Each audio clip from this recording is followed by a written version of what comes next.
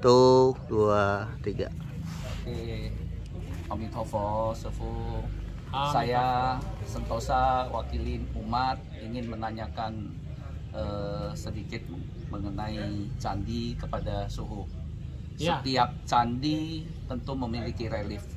Nah, salah satunya yang saat kita kunjungi saat ini, Candi Sojiwan.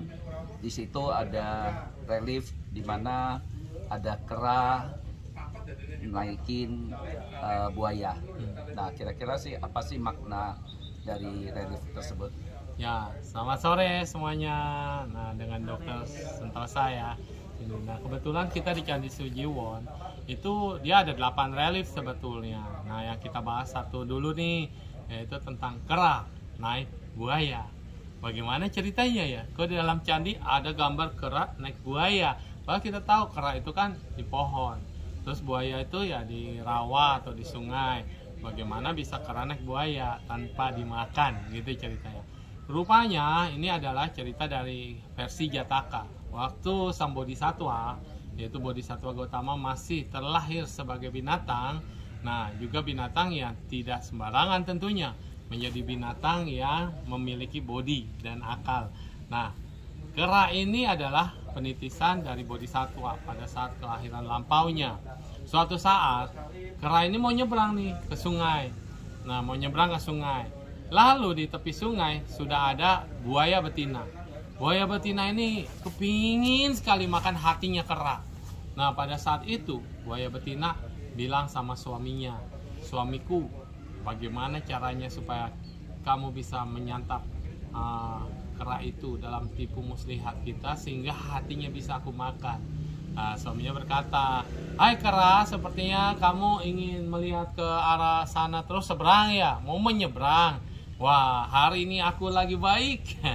Hari ini saya ingin mengantarkan kamu ke seberang. Silahkan naik ke punggung saya." Nah, lalu karena bodhisatwa itu kan punya getarannya kuat ya, jadi tidak takut. Biasa kera-kera sudah takut melihat buaya, tapi sang buaya jantan ini bingung kenapa si keranya ini tidak takut, bahkan berani, bahkan ngobrol dengan cinta kasih. "Memang kamu bagaimana dengan istrimu?" Akhirnya di tengah perjalanan di tengah-tengah sungai itu, buaya jantan ini nggak enak hati juga. Akhirnya dia berkata bahwa sebenarnya istrinya mau memakan hatinya dari kera. Jadi sebenarnya saya mau menyantap kamu di tengah-tengah sini, tapi karena kamu getarannya cinta kasihnya terlalu baik ya, boleh nggak saya meminta hati dari kamu dengan sukarela? Sebagai bodhisatwa biasanya tidak pernah menolak apapun yang diinginkan oleh makhluk lain, karena niatan dalam setiap kelahiran adalah mempersembahkan yang terbaik untuk makhluk lain. Lalu sang kera berkata, "Oh, baik kalau begitu. Tetapi hati saya ini masih ketinggalan di atas pohon. Boleh nggak saya ambil dulu di atas pohon situ, hati saya ketinggalan?" Nah, ini tipu menipu sebetulnya. Karena bodhisatwa berkata dia dalam keadaan bahaya, maka untuk bebas dari bahaya tidak mati sia-sia tentunya.